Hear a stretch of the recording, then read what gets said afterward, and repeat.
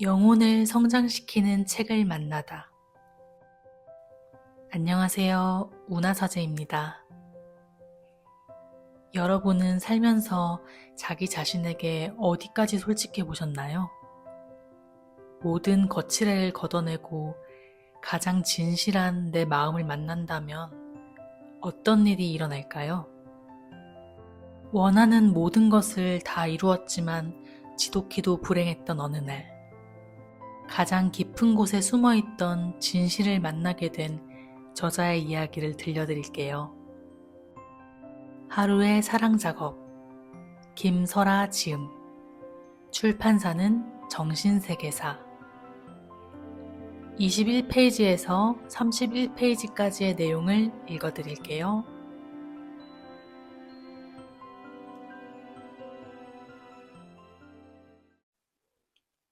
빛을 들고 어둠 속으로.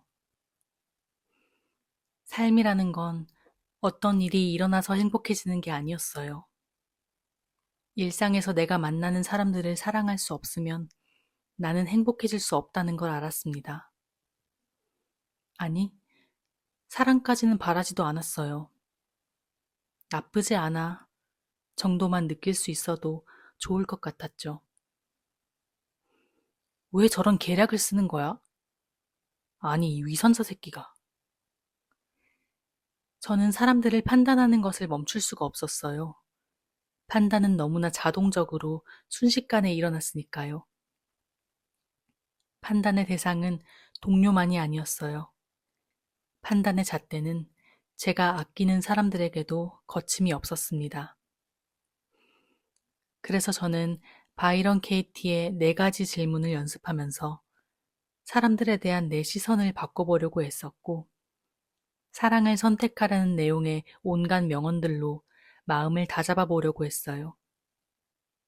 하지만 그 노력이 무색하게 누군가를 싫어하는 일은 끝없이 이어졌고, 그 미움 때문에 마음은 늘 괴로웠습니다. 이런 내 마음을 들여다보는 중에 내가 괴로운 이유가 타인을 미워해서가 아니라는 게 느껴졌어요.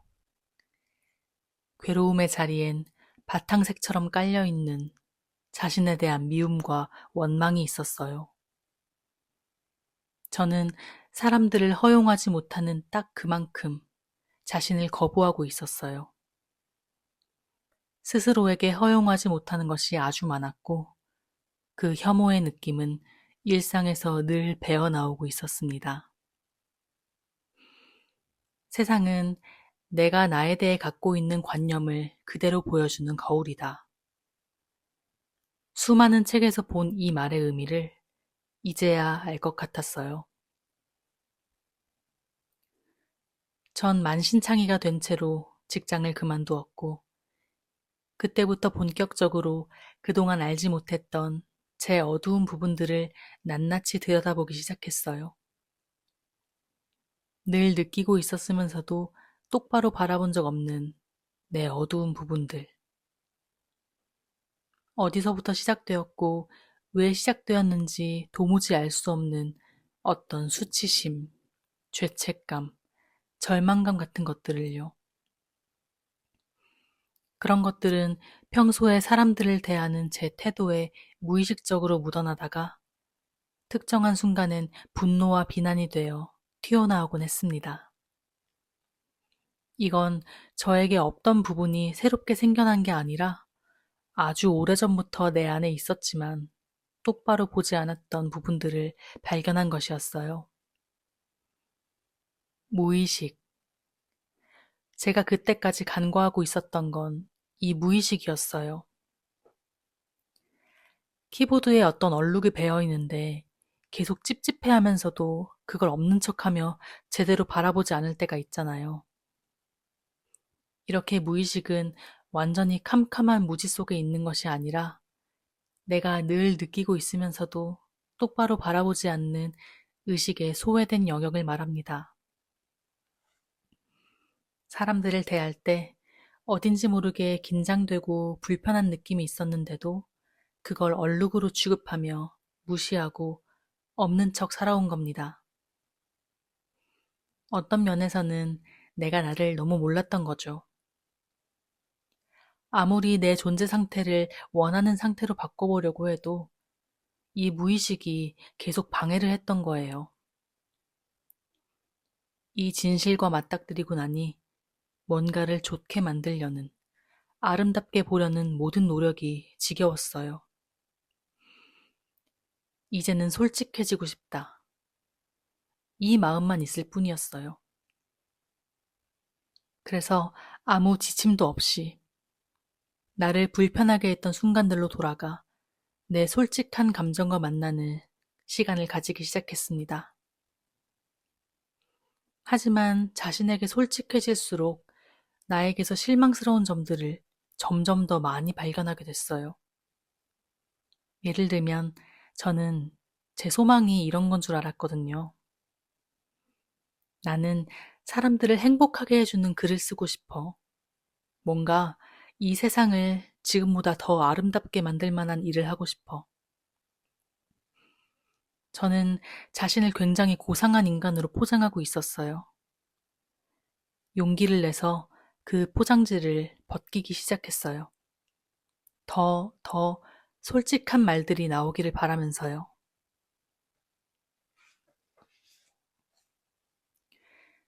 진짜 네가 원하는 게 뭔지 말해봐. 조금도 거짓말 보태지 말고 진짜를 말해. 진짜를. 그렇게 자신에게 한참을 물어보고 나서 나온 결론은 이거였어요. 다 필요 없고 그냥 졸라 예뻤으면 좋겠다. 남자들이 전부 나를 좋아했으면 좋겠어. 그게 끝이야. 아, 이루 말할 수 없이 창피했어요. 이미 결혼도 했는데 나이도 30 중반인데 고작 이런 게 꿈이라니. 그래도 이왕 시작했으니 더 적나라하게 보고 싶었어요. 더 구체적으로 말해달라고 했더니 이런 대답이 돌아왔어요. 내가 원하는 건 엄청 예뻐지는 거야. 근데 꾸미고 고쳐서 예쁜 거 말고 애초에 태어날 때부터 예뻐야 해. 노력해서 예뻐지는 건 소용없어. 그래서 태어날 때부터 세상 남자들 사랑을 다 받는 게 내 꿈이야. 그런데 애초에 난 엄청 예쁘지가 않지. 그러니까 공부 열심히 하고 작가가 되어서 유명해지면 그나마 사랑받을 수 있지 않을까? 하, 그냥 예쁘게 태어났으면 끝나는 건데. 아쉽지만 그 길이 최선이야. 그동안 꿈이라고 말했던 고상한 것들이 전부 다 예뻐져서 남자들의 사랑을 독차지하고 싶은 마음을 대체하려고 만들어낸 거였다니. 너무 수치스러워서 이 사실을 혼자 간직하질 못했어요. 심하게 창피할 때는 오히려 친구들에게 말해서 비웃음이라도 사야 마음이 편한 법이거든요. 그래서 저는 믿을 만한 친구한테 처음으로 솔직하게 이 이야기를 했어요. 나 말이야, 내가 진짜 원하는 게 뭔지 알았어. 그게 뭐냐면 엄청나게 예뻐지는 거야. 근데 고치고 꾸며서 예쁜 거 말고 애초에 태어날 때부터 예쁜 거 말이야. 그래서 세상 남자들 사랑 다 받는 게 내 꿈이었더라. 그동안 꿈이라고 말했던 세상을 더 좋은 곳으로 만들고 싶다는 그 고상한 것들이 다 이걸 대체하려고 만들어낸 거였어. 이 말을 하기가 참 어렵더라고요. 하지만 한번 말해보니 또 다른 친구들에게도 자꾸 말하게 되더라고요. 괜찮아. 나도 그래. 이렇게 말해주는 사람이 없나 싶어서요. 너무너무 부끄러웠지만 한편 시원했고 엄청나게 실망스러웠지만 그래도 스스로를 속이고 사는 것보다는 이쪽이 나은 것 같았어요. 그땐 몰랐지만 이렇게 솔직해졌던 것이 제가 진정으로 변하기 시작한 시점이었던 것 같아요. 하지만 전 또 하나의 새로운 상황과 맞닥뜨려야 했어요.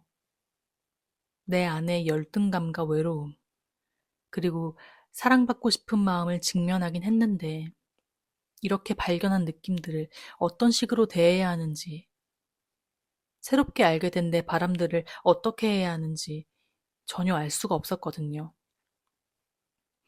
마치 미로를 헤매는 것처럼 답답해서 마음은 점점 더 힘들어졌어요. 저는 그 바람 이면의 진짜 속마음을 아직 볼 수 없었어요. 실망은 그냥 실망이었고, 제 솔직한 바람이 수치스러울 뿐이었어요.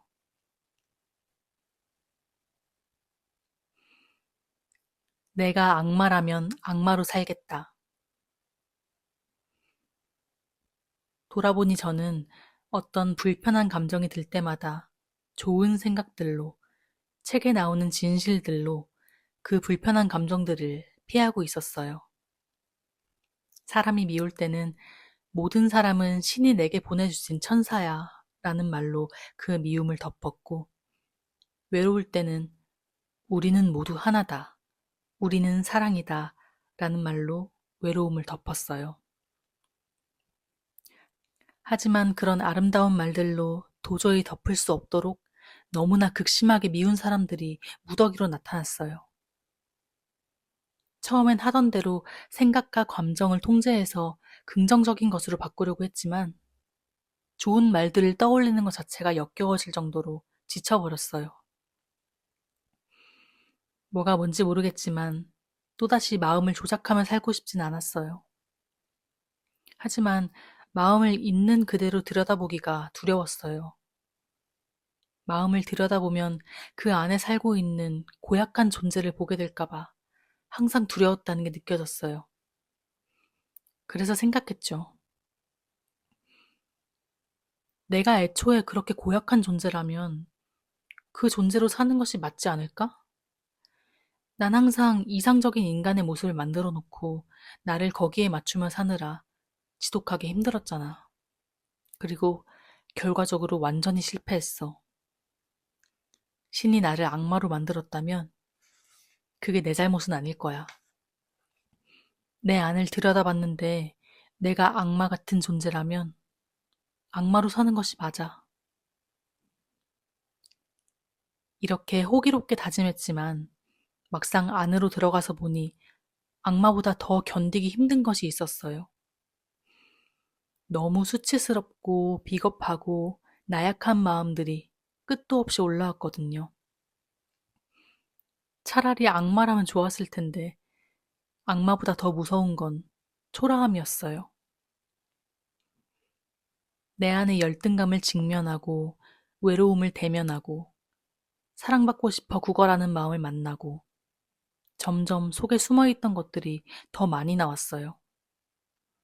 제가 믿고 있던 그럴듯한 정체성은 모두 가짜였어요.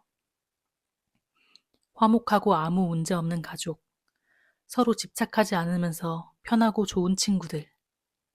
실제로는 다 제가 만들어낸 보기 좋은 포장지였어요. 솔직한 심정은 나는 자신이 너무나 싫고 이 세상도 싫다는 것이었어요. 나는 너무 비겁하고 위선적이고 왠지는 모르겠지만 더럽고 못났다는 느낌이 있었어요. 그런데 어떤 감정에서 시작해 들어가도 마지막엔 항상 같은 감정이 올라왔어요. 나는 버림받은 존재다. 나는 애초에 잘못된 존재다. 라는 느낌이었죠. 저는 제 솔직함의 끝이 예뻐져서 남자들에게 사랑받는 게 꿈인 나를 발견한 거라고 생각했어요. 하지만 그 뿌리에도 나는 사랑받지 못할 존재, 애초에 뭔가 잘못돼서 버림받은 존재라는 느낌이 있었어요. 내면을 관찰한 결과 제가 얻은 것은 이것이었습니다. 신은 나를 버렸어. 그 이유를 나는 알 수 없어. 하지만 그건 분명 내 존재에 어떤 문제가 있기 때문일 거야. 나는 그 문제를 바로잡아야 하는데 그건 내 존재에 관한 거라서 나에겐 그걸 고칠 능력이 없어. 그렇다면 난 타고나길 신의 사랑을 받는 사람인 것처럼 나 자신을 가장하는 수밖에 없어. 나는 본래 사랑스러운 사람인 것처럼 행동할 거야. 그렇게 하면 다시 신의 선택을 받을 수 있을지도 몰라. 굉장히 추상적이고 종교적인 느낌을 주지만 이것이 내 어둠의 뿌리였습니다. 내면에서 나는 왜 그 사랑이 나에게서 사라졌는지 알 수 없어서 울고 있는 어린아이였던 것입니다. 그 아이는 분명 자기에게 어떤 문제가 있다고 믿고 있었어요. 하지만 그 문제는 내 존재의 본질적인 부분이라서 결코 고칠 수 없을 거라는 절망감에 빠져 있었어요. 그래서 선택받은 사람들, 사랑스러운 사람들을 따라하면서 나를 변화시키려고 매일 애를 쓰며 살아온 거죠. 내 존재가 애초에 잘못되었다는 깊은 상처는 일상에서 만나는 모든 자잘한 불편함, 괴로움들과 이어져 있었습니다. 나는 신에게 버림받았고, 버림받은 이유는 나로선 알 수 없다는 사실은 삶의 장면마다 혼란을 일으키고 있었고, 지난날 잘 살아보려는 모든 노력이 그 알 수 없는 잘못을 메꾸거나 없는 것처럼 가장해보려는 시도였다는 것이 보였습니다. 내가 바라는 것은 어쩌면 생애 이전에 가졌던 어떤 친밀함, 아무 조건 없이 나를 향해 내리쬐던 사랑의 따스함, 그게 전부였습니다. 그래서 저는 다른 무엇보다 사람들에게서 이 따스함을 느끼지 못하는 것을 불행으로 여겼던 것 같아요. 어떤 면에서 저는 스스로가 가장 원하는 것이 뭔지 알게 되어서 기뻤습니다. 하지만 그것을 어떻게 얻을 수 있는지 더욱 알 수 없게 되어 혼란스러웠죠. 어쨌든 이 솔직한 내면을 발견한 이상 더는 나를 가장하려는 미봉책에 따라 살아갈 수 없었습니다. 분명히 답은 자기를 사랑하는 데 있는 것 같았어요. 이런 어둠을 포함해서 나 자신을 있는 그대로 사랑할 수 있다면 얼마나 쉬운 답이에요. 자기를 사랑하면 되는 건데, 오직 내 손에 달린 건데. 하지만 그걸 어떻게 하는 건지 도무지 모르겠다는 생각이 들었어요. 한창 혼란스럽던 무렵에 데이비드 호킨스의 놓아버림이라는 책을 읽게 됐습니다. 이 책은 지금까지 봐온 책들과는 다른 방향을 제시하고 있었어요. 보통은 내가 겪기 싫은 어떤 것에서 의식을 거두라고 하잖아요. 원하지 않는 것에는 아예 의식을 주지 말라고. 그런데 이 책은 부정적인 감정들을 똑바로 보고 그걸 있는 그대로 다 경험하라고 했어요. 무력함이나 분노, 슬픔처럼 우리가 피하려는 감정들을 있는 그대로 느끼고 놓아버리라는 내용이었죠. 찾아보니 이런 비슷한 내용의 책들이 꽤 많았어요. 저는 조금 자신감을 찾았어요. 아, 내가 이 모든 어둠을 솔직하게 바라보게 된 건 굉장히 좋은 거구나. 더 이걸 피하려 하지 말고 똑바로 바라봐야겠다. 그렇게 안심하고 저는 좀 더 제 어둠 속으로 마음 놓고 들어가 볼 수 있게 되었어요.